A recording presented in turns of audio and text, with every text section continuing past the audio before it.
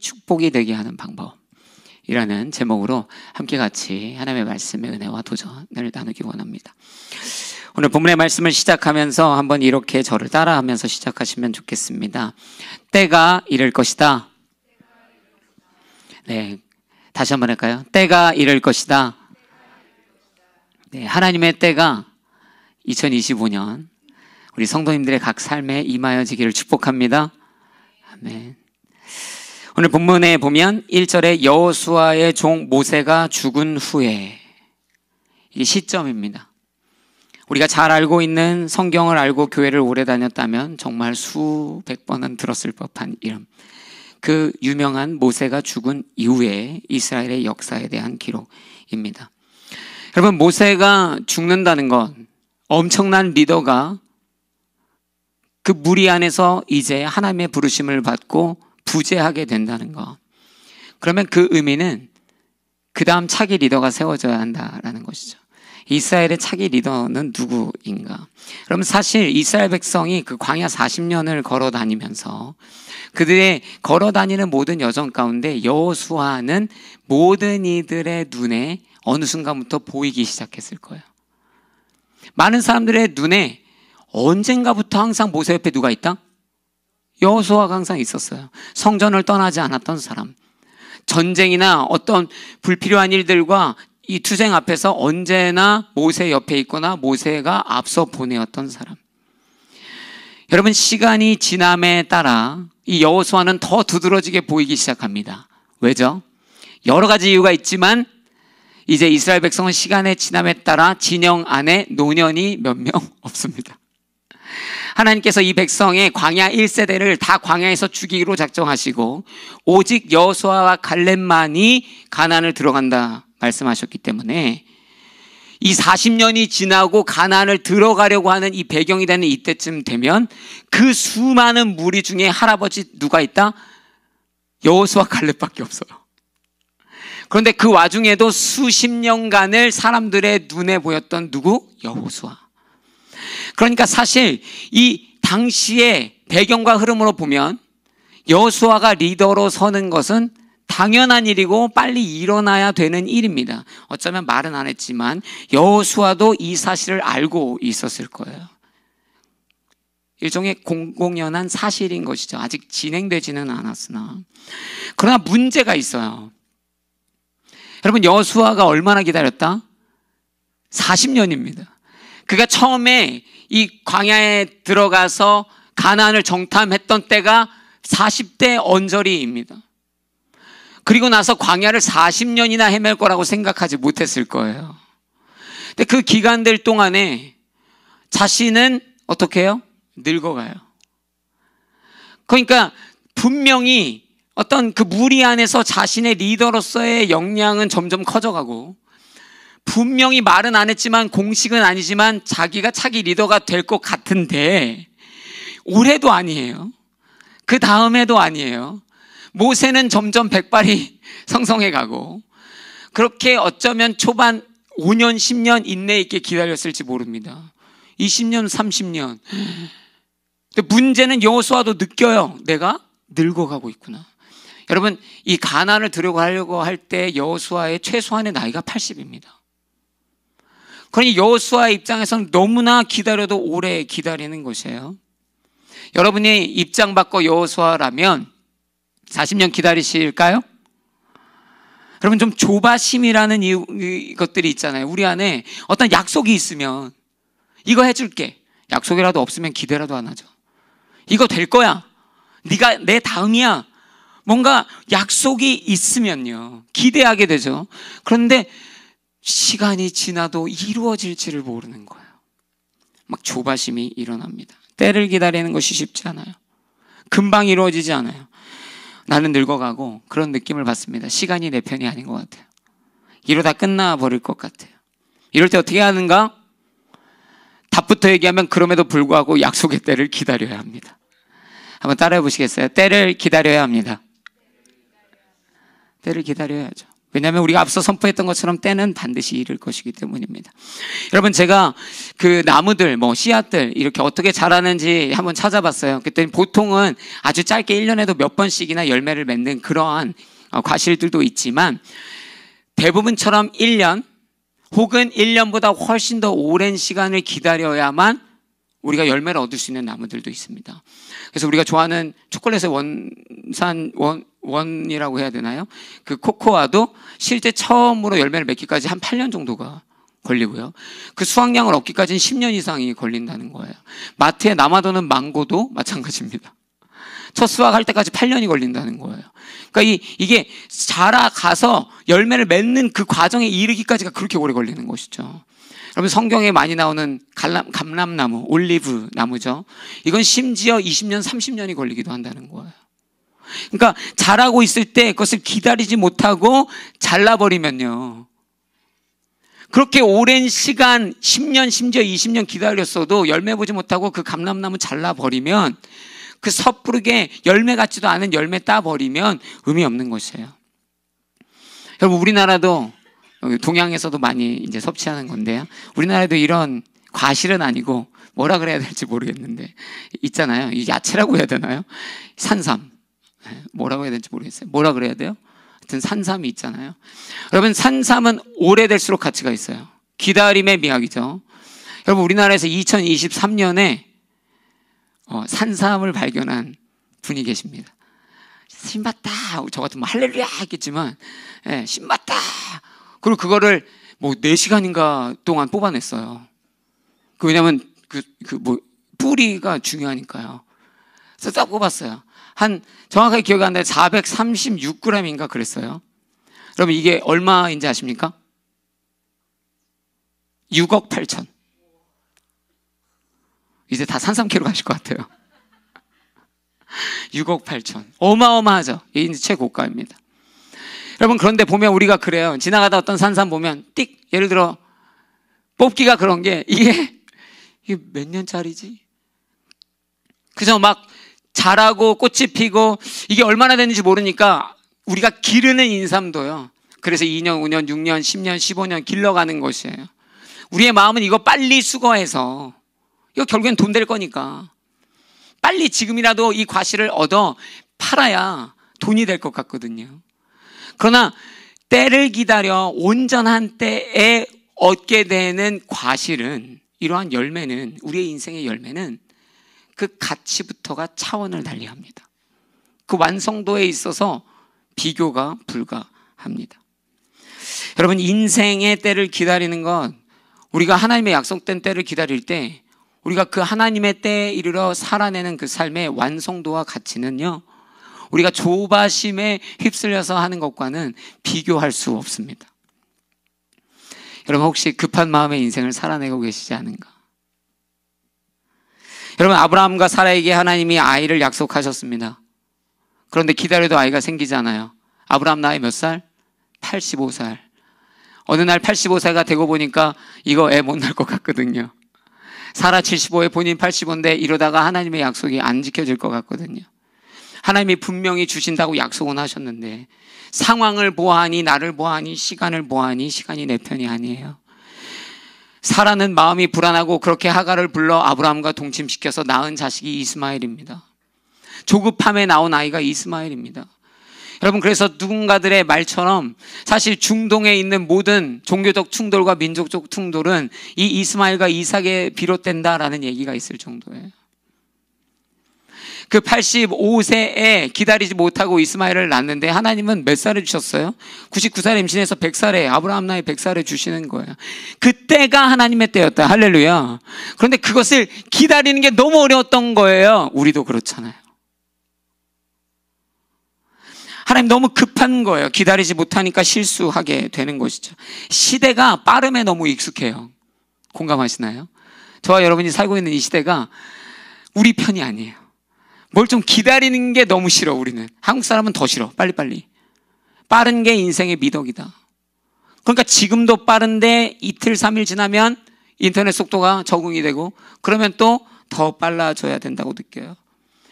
여러분, 옛날에 편지 하나 보내면 2달, 3달, 말을 타고 오든 새가 오든 중간에 잃어버리든 그런 때가 있었겠죠. 그러나 오늘날에는요, 어제 시키면 오늘 와야 되는 시대라고 생각하죠. 익숙하잖아요. 저도 분노가 많아서 그런지 막 화내거든요. 전화해서 여기 안 오냐고. 여러분, 한국 같은 경우에 그러한 재촉 때문에 택배기사들이 무리하고 운전 중에 짐을 나르던 중에 죽기도 하죠. 우리는 사실 빠른 거에 너무 익숙해져 있어요. 기다리는 것에 익숙하지 않은 시대와 세대적인 상황에 놓여 있는 것은 맞습니다. 그래서 기다리는 것이 더 힘들어요. 내면에서, 외부에서 끊임없이 우리를 충동질합니다. 빨리 해야지. 너 지금 이 나이에 뭐 하고 있어? 너 지금 이 상황에 뭐 하고 있어? 끊임없이 늦었다고 이야기합니다. 그러니 하나님의 약속을 기다리지를 못하는 거예요. 여호수아 같으면 주변에서 아니 언제까지 저 늙은이가 계속 저렇게 인도하게 하는 거야. 누군가가 충동했을지도 모르죠. 세상은 끊임없이 우리를 기다리지 못하게 하죠. 그래서 회사에서도 기다리지 못할 때가 많아요. 내가 인정받거나 건강하게 인정받거나 내가 또 승진하거나 내가 또 어떠한 일을 맡거나 이런 것들을 기다려야 될 때가 있잖아요. 그런데 기다리지 못해요. 한 3개월 하다가 한 6개월 하다가 한 1년 하다가 아니야 이거 아닌 것 같아. 여기 갔다가 저기 갔다가 그리고 왜 이렇게 옮겨 다니니 그러면 목사님 요즘에는 이게 대세예요. 어쩌면 건강하게 옮기는 것은 문제가 아니잖아요. 근데 내가 기다리지 못해서 나에게 주어진 그 시간을 온전히 기다리지 못해서 그렇게 우리는 철새처럼 회사를 옮기기도 하죠. 인간관계도 똑같아요. 시간을 들여야 건강하고 성숙한 인간관계가 형성됩니다. 할렐루야. 근데 그걸 기다리지 못하기 때문에 어쩌면 연인이라고 하는 사람들도 더 이상 서로를 참아내지 못하고 결혼도 1년, 2년, 5년, 10년, 20년 살아보면 그 안에서 배워가고 할렐루야 만들어가고 서로 마음을 맞춰가고 그 관계가 진정한 사랑과 신뢰의 관계로 들어가는 것인데 1년 살아보고 못 살겠고 신혼여행 가보니 못 살겠고 제가 간혹 목사니까 그런 상담 오거든요. 그럼 불법적 행위가 끼어있지 않으면 헤어지라고 쉽게 말하지 못하겠죠. 막 피 흘리게 때리고 막 도박하고 돈 훔쳐가고 막 이 여자 저 여자 만나고 이 남자 저 남자 만나고 이러면 이제 공권력이 개입이 돼야 되잖아요. 근데 그게 아니라면 기다리며 함께 만들어가는 성취도 기다리지 못하고 기다리지 못해요. 여러분 복잡한 이야기 아니잖아요. 기다릴 줄 알아야 합니다. 조급함에 내가 흔들리고 있다면 재촉감으로 항상 휘둘리고 있다면 그 마음을 주 앞에서 추스리는 신앙의 자세를 갖추기를 주의 이름으로 도전합니다. 그러고 보면 성경엔 다 기다렸어요. 하나님께 제대로 소위 말해 우리끼리 표현이지만 제대로 쓰임받은 사람 안 기다리는 사람들이 없습니다. 결국엔 하나님의 때에 맞게 기다리는 것이에요. 조급병은 반드시 치료해야 합니다. 조급하면 일을 망치기 마련입니다. 조급하면 100년 심어놓은 그 산삼 다시 기다리지 못하고 1년 만에 뽑아버리는 거예요. 저와 여러분의 조급함이 하나님의 약속의 성취를 방해합니다. 저와 여러분의 조급함이 하나님이 우리에게 주신 축복이 축복되지 못하게 합니다. 하나님 왜 축복 주시지 않으십니까? 하나님 답답하신 거죠. 조급함의 문제를 주 앞에서 해결해내시기를 주의 이름으로 도전합니다. 그래서 하나님의 때를 기다리시는 한 해 되셔야 돼요. 근데 이 때에 따른 때를 기다릴 때 또 다른 문제가 있어요. 조급함의 문제뿐만 아니라 또 하나의 문제가 있습니다. 이것은 바로 둔감함 혹은 이른 포기입니다. 그러니까 사실 기다리는 게 아니야. 남들이 보기엔 기다려 보이는데 뭐 한 거예요? 관심 없는 거야. 혹은 포기한 거야. 혹은 두렵기도 하죠. 그들은 믿음으로 기다리잖아요. 열정적으로 반응하잖아요. 자, 40년 기다렸어요. 여호수아가. 사람들은 다 기다린 줄 알았어. 근데 40년 지나서 모세가 죽고 이제 때가 되었으니 너는 일어나 가나안으로 들어가라 했더니 여호수아가 제가요? 관심 없는데요. 여러분 우리가요 기다리다가 관심을 잃어요. 하나님의 사명을 꿈꾸며 살아가다가 어릴 적 그 꿈들을 꿈꾸며 살아내다가 요셉처럼 하나님이 주신 꿈을 꾸다가 16년이 지나니까 요셉에게 하나님이 지금이다 하는데 요셉은 제가요? 저는 이제 관심 없는데요. 조바심도 문제지만 잃은 포기도 문제입니다. 그래서 많은 사람들이 하나님이 예비하신 이 축복을 조급함으로 누리지 못하고 거절하고 포기하고 이러한 삶의 자세로 누리지를 못하죠. 여러분, 이 두 가지 때에 대해서 문제를 가지고 계시다면 주 앞에서 이 마음들을 내려놓고 여호수아처럼 그 마음을 건강하게 지켜가시기를 도전합니다. 그러니까 조급하지 마셔야 돼요. 하나님의 때에 둔감하지 마셔야 돼요. 잃은 폭이 없습니다. 할렐루야. 믿음으로 나아갈 때 하나님의 때가 이르면 하나님의 축복이 축복될 줄로 믿습니다. 그래서 제가 보니까 각자마다 이게 다 달라요. 그죠? 저에게는 하나님이 20년간 목회하게 하셨고 20년이 딱 지나니까 교회 개척하게 하셨고 또 이게 막 섬기게 하시잖아요. 하나님께서 하루하루 만들어 가시는 은혜가 얼마나 큰지 몰라요. 또 어느 때 어떻게 만들어 가실지 모르고 저도 기대하지만 여러분 각자의 삶에도 사업으로, 이직으로, 결혼으로 수많은 일들로 하나님이 예비하신 줄로 믿습니다.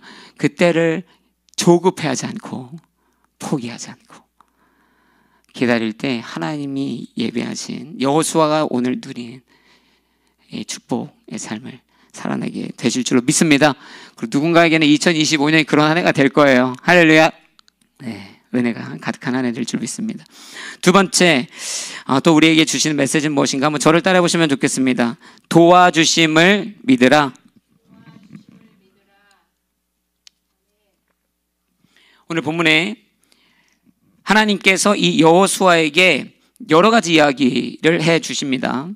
그런데 이 여러 가지 이야기들의 핵심은 무엇인 줄 아세요? 축복입니다. 내가 이 땅 줄게. 내가 너로 형통케 할게. 내가 너로 모든 것으로 다 잘되게 할게. 그것이 하나님께서 여호수아에게 주시고 싶은 말씀이었어요. 그런데 문제는 여호수아는 두려워하고 있다는 것이에요. 하나님의 약속의 면면을 보면 너무 축복인데요. 근데 여호수아는 두려워하고 있어요. 약속이 너무 화려하고 찬란한데 왜 두려워하는 걸까요? 약속이 너무 확실한데 왜 두려워하고 있을까? 약속이 축복인데 왜 두려워하고 있을까요? 여러분, 회사 가운데서 이런 경험을 해보신 분들이 있을 거예요. 어떤 일이 명령되었어요. 위임받았는데 그 일이 너무 거대해서 소위 말해 현타가 오는 거예요. 이거 내가 할 수 있나?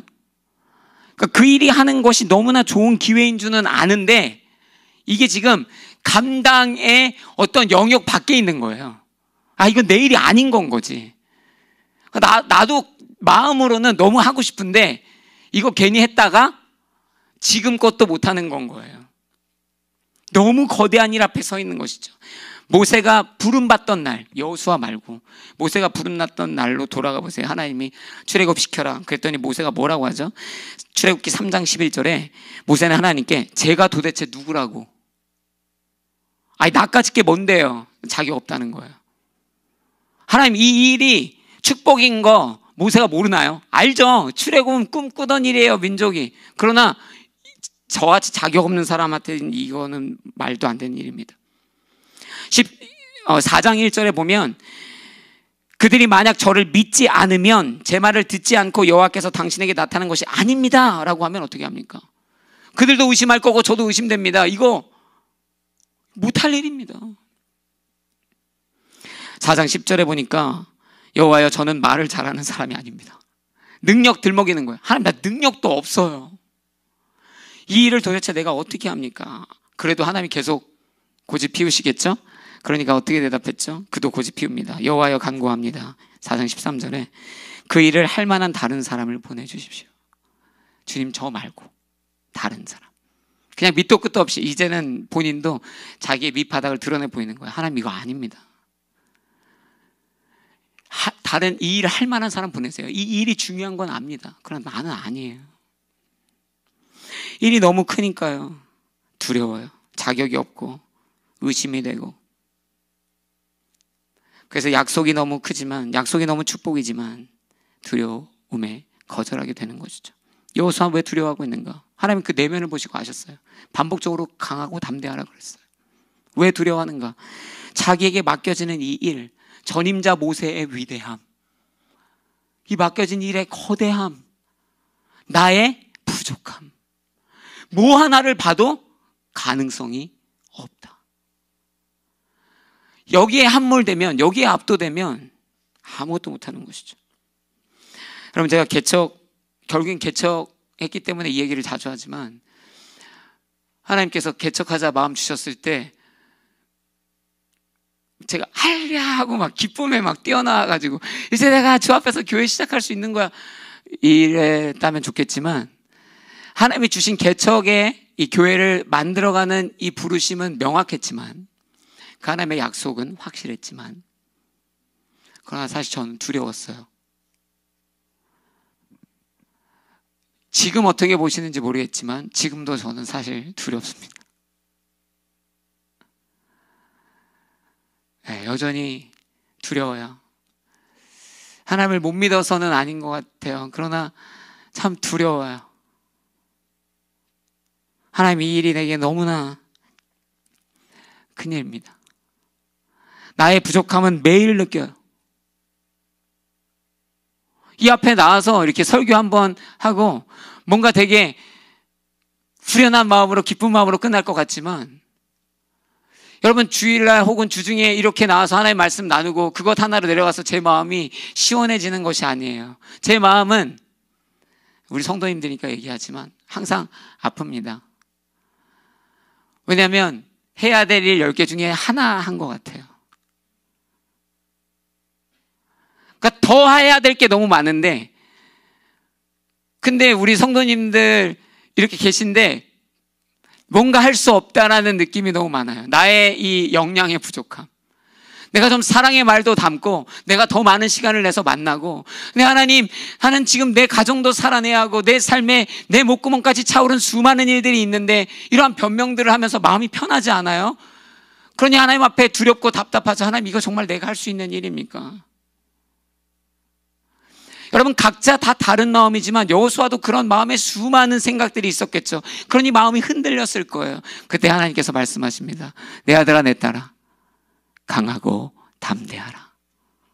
내가 너와 함께 할 것이다. 여러분, 하나님께서 제 안에 계시기 때문에 두렵지만 이 일을 하는 것이죠. 여러분도 그렇게 살아내시죠. 사실 이걸 못하기 때문에 많은 청년들이 결혼을 못해요. 두렵대요. 목사님, 재정도 어렵고요, 상황도 어렵고요, 미래도 두렵고요, 결혼해서 살면 이렇게도 싸우고 저렇게도 싸우고 이렇게도 돈 들고 저렇게도 한대요. 두려워서 못하겠습니다. 하나님께서 이 좋은 여인, 좋은 형제 만나게 하셨는데 하나님의 축복인데 이거를요 너무 두려워서 결혼을 못해요. 벌벌 떨어요. 오히려 그래서 제가 잔소리하는 사람이 돼요. 청년 사역 오래 할 때, 올해는 결혼하니? 아니요. 야, 너 연애 6년째잖아. 그 막 자매 만나면 막 안타까워 죽으려고 그래요. 남자친구가 결혼하자는 얘기를 안 한다고. 사람마다 다 상황이 다르니까 일반할 수는 없어요. 그러나 때로는 정말 이런 두려움, 이직, 하나님이 때로는 우리의 이 한 길을 막으시고 또 다른 길을 여세요. 근데 막 이주도 해야 되고, 예를 들어 이직도 해야 되고 막 두려워요. 아, 내가 거기 가서 그 일을 할 수 있을까? 하나님이 예비하신 축복인데 부르시는데, 아, 나 이직 못할 것 같아. 내가 여기 있다 그 매니저 자리 너무 하고 싶은데 나는 못하겠어. 사업도 하나님이 시작하라고 막 길을 여시는데 얼마나 두려워요. 하나님께서 약속하셨어도 거절하는 일들이 비일비재합니다. 여러분, 답부터 얘기하면 전능하신 하나님을 믿어야 합니다. 왜냐하면 답은 저와 여러분 안에 없어요. 우리가 이 광활한, 이 위대한 상황을 앞에 놓고 이것을 돌파할 답을 어디서 찾아요? 자꾸 내 안에서 찾으려고 해요. 그러면 답이 없죠. 그러니까 모세가 출애굽시키려고 하는데 자꾸 자기 안에서 답을 찾아요. 내가 누구인가? 내가 얼마나 말을 잘하는 자인가? 내가 얼마나 리더십이 있는 자인가? 그러면 답이 없죠. 자기는 말 못하는 자예요. 리더로 인정받지 못하는 자예요. 하나님은 답답하신 거죠. 내가 너를 사용할 것이다. 할렐루야. 여러분, 하나님이 우리의 두려움을 이기게 하시는 능력의 하나님이십니다. 그래서 이 두려움을 이긴다는 건 두려움의 감정이 갑자기 사라지는 것이 아니에요. 두려움이 있는데 그 두려움을 압도하시는 전능하신 하나님을 믿는 것입니다. 그러면 여러분의 삶에 하나님이 약속하신 축복의 때가 열려지고 그 길이 우리의 느낌으로 무시무시하게 대단해 보이는 일일지라도 하나님보다 더 큰 문제는 없다.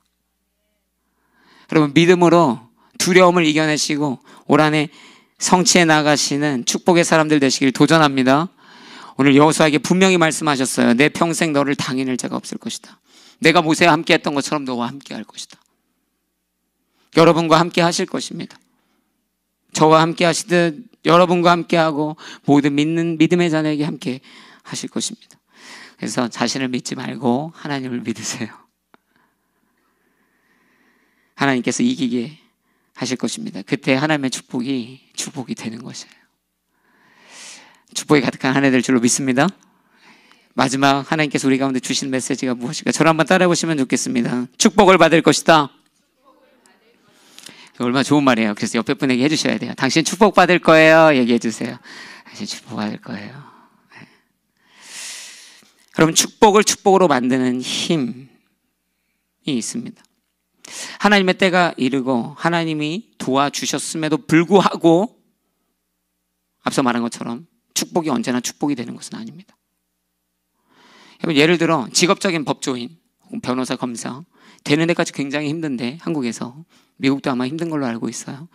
시험을 보고 하나님의 때가 이르고 하나님의 도움이 되어서 법조인이 됐어요. 법조인이 직업적으로 갖는 축복이 있을 수 있는데, 예를 들면 법조인이 되었기 때문에 불의한 일을 당한 자들, 그런 사람들의 정의를 실현을 위해 법으로 대변해주고 그들을 돕는 그러한 이제 힘이 생겼고 지식이 생긴 것이에요. 그죠? 그냥 제가 할 수는 없어요. 그 변호사라도 달고 있어야 하는 것이에요. 만약에 검사를 달았다면 사회의 악한 자들을 찾아 그들을 기소하고 그들을 심판하는 일들을 할 수 있습니다. 그러니 직업적으로 보면 이러한 없었던 권력이 주어지고 그것은 일종의 축복으로 발현되어질 수 있습니다. 그러니까 직업적 축복이에요. 하나님이 주신 은사요 부르심이요 자리이죠. 그런데 이 축복이 하나님의 때, 하나님의 방법으로, 하나님의 도우심으로 그렇게 변호사가 되고 검사가 된 이들이 그 축복을 저주로 만드는 경우도 많습니다. 우리가 소위 말해 와이칼라 범죄라고도 많이 표현하는, 알기 때문에 범죄하는. 그래서 오피스에 앉아있고 일하다 보니까 법이 보이고, 법이 보이는데 편법이 보이고, 법에 구멍이 보이고, 법에 구멍이 보이니 횡령도 해보고, 이렇게 저렇게 편법들을 행하면서 결국에는 법조인이 아니었다면, 법을 몰랐다면, 있는지도 알지 못했을 이 수많은 편법들을 행하며 법조인으로 시작했다가 범죄자로 끝나는 사람들도 있는 것이에요. 하나님께서 사울을 왕으로 만드셨어요. 할렐루야. 일종의 축복입니다. 그러나 결국은 그는 그 축복의 자리에서 가장 저주받는 인물의 이름을 올리게 되죠. 하나님의 때에, 하나님의 도움으로 하나님의 축복이 시작됐는데 상을 누가 얻는다? 내가 없는 거죠. 이럴 때 시각적으로 한번 진짜 확 엎어야 되는데, 그 정도로 우리가 하나님의 축복이 축복될 수 있는데 축복되지 못하게 상을 내가 업고 있는 거예요. 그러면 저는 진짜 성경 보면서 가장 안타까운 인물, 나중에도 그렇고 많이 나올 수 있지만 삼손이에요. 삼손은요, 여호수아랑도 급이 달라요. 이런 표현이 좀 이상한데 제 느낌이 그래요. 여호수아에겐 지금 하나님이 너 잘 될 거야 약속하고 계시죠. 나이 80에. 삼손은요, 태어나면서부터, 태어나 보니까 예술적으로는 미켈란젤로요, 레오나르도 다빈치요, 막 지혜적으로는 소크라테스를 뛰어넘고요, 능력적으로는 헤라클레스를 뛰어넘고요. 나고 보니까 내 인생이 범접할 수 없는 인생인 거예요. 성경이 명확하게 기록하죠. 이 출처가 어디인가? 하나님의 축복입니다. 하나님의 그 축복을 왜 주었냐고요. 하나님의 때에 하나님의 방법과 하나님의 섭리 안에 그 백성을 거룩하게 지키고 구원하라 주신 힘입니다. 그러나 그는 그 지혜 가지고 여자랑 수수께끼나 하고 장난치고 정신을 못 차립니다. 결국에는 적의 눈에 띄고 블레셋 손에 잡혀 두 눈이 뽑히고 동물처럼 맷돌이나 갈아야 되는 신세로 전락하는 것이에요. 그 마지막 인생에 블레셋 사람 살아생전 죽인 것보다 몇 명 더 죽였다고 대단하게 죽은 것 같지만 비극적 죽음입니다. 살아서 더 얼마나 많은 일을 할 수 있었겠는가. 축복이라는 말로도 부족한 그 놀라운 축복이 축복되게 살지 못했어요. 본인이 상을 엎어버린 것이죠. 오히려 그 축복이 저주가 되는 것 같은 삶을 살았어요. 그게 보니까 하나님이 여호수아를 보면서 그게 두려우셨던 것 같아요. 여호수아가 두려워하는 것도 걱정이지만 여호수아가 표현이 좀 이래서 죄송합니다. 미친 듯 날뛸까 봐, 방종할까 봐, 이제 권력을 주었기 때문에 그가 막 살까 봐, 그래서 하나님께서 예비하신 이 가나안이라는 축복을 본인이 직접 상을 엎어버릴까 봐. 그럼 못 받잖아요. 너무 불안하시겠죠? 인간적인 표현으로. 그러니 명령으로 얘기하시는 거예요. 너 반드시 모세의 이 법을 읽고 또 읽고 묵상하고 또 묵상하여 마음에 새기고 반드시 지켜라. 그러면 여기 내가 약속한 모든 게 다 네 거야. 이 앞에 놓인 진수성찬 다 네 거야. 우리 앞에도 하나님께서 이러한 삶의 진수성찬을 허락하신 줄로 믿습니다. 근데 우리가 사울왕처럼 수많은 성경의 인물과 우리 주변의 인물처럼 몇 숟가락 떠먹은 다음에 에이! 다 엎어버리는 인생. 여러분, 그래서 사실 하나님의 축복이 축복되게 하는 방법이 뭔지 아세요? 그리스도의 거룩하게 살라라고 하는 명령 가운데 살아내는 것입니다. 하나님의 말씀을 지키는, 삶의 질서를 지키는, 의로움을 따르는. 그렇게 하지 않으면 앞서 말한 것처럼 수많은 삶의 영역들 가운데서 우리 자신이 직접 우리에게 주어진 축복을 뻥뻥 차고 상을 엎어버리는 것이에요. 여러분, 축복이 축복되게 하려면 질서 있는 삶을 사셔야 합니다. 하나님의 만남의 축복을 주셨어요. 가정의 축복을 주셨는데 막 서로 불행해. 왜 불행하죠? 하나님이 불행하게 만드셨을까요? 하나님이 만남의 축복을 주셨다. 할렐루야. 여러분, 옆에 있는 분들이 혹시 부부요 가족이라면, 친한 친구라면 옆에 한번 보세요. 보세요. 이렇게 보세요. 순종할지어다. 축복이에요. 축복. 믿으시죠? 그런데 그 축복을 어쩌면 우리가 우리 발로 걷어차고 있는 거예요. 정직하지 못하게, 이기적이게, 상처 주는 말들로, 인내하지 않고, 사랑하지 않고, 언제 죽을지 모르는 인생, 오늘 하루 내 아내와 내 남편과 불행하게 살아간다? 얼마나 슬픈 일인지 몰라요.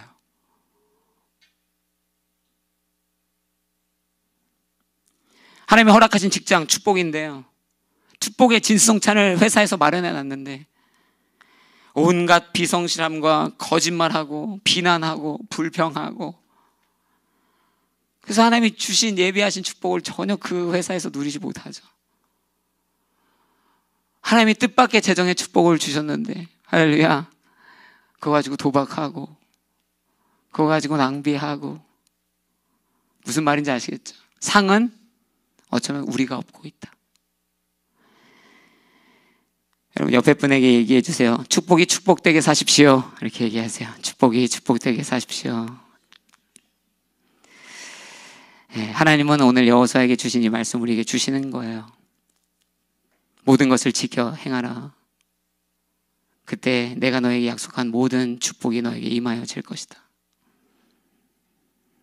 주의 말씀을 지킬 때 안전합니다. 거룩을 지켜갈 때 축복이 축복됩니다. 말씀 마무리하겠습니다. 3가지 이야기했어요. 우리에게 여호수아처럼 하나님의 때가 이를 것입니다. 그것이 2025년이 될 수 있고 오늘이 될 수 있고 언젠가가 될 수 있지만, 조급하지 않고 기다리시고 포기하지 않고 기다리시는 우리 성도님들, 그래서 하나님의 예비된 축복으로 누리셨으면 좋겠고요. 2번째 얘기했던 것은 두려움을 믿음으로 이겨내라는 것이에요. 그 하나님이 맡기신 놀라운 축복이 거대할 때 두려움으로 지지 마시고 이겨나가게 하신 하나님의 능력으로 축복을 풍성히 누리셨으면 좋겠습니다. 마지막으로 하나님께서 주신 축복이 축복될 수 있도록 거룩과 정결과 삶의 질서를 지켜가는, 말씀 속에 살아내는 우리 성도님들 되시기를 도전합니다. 기도하겠습니다.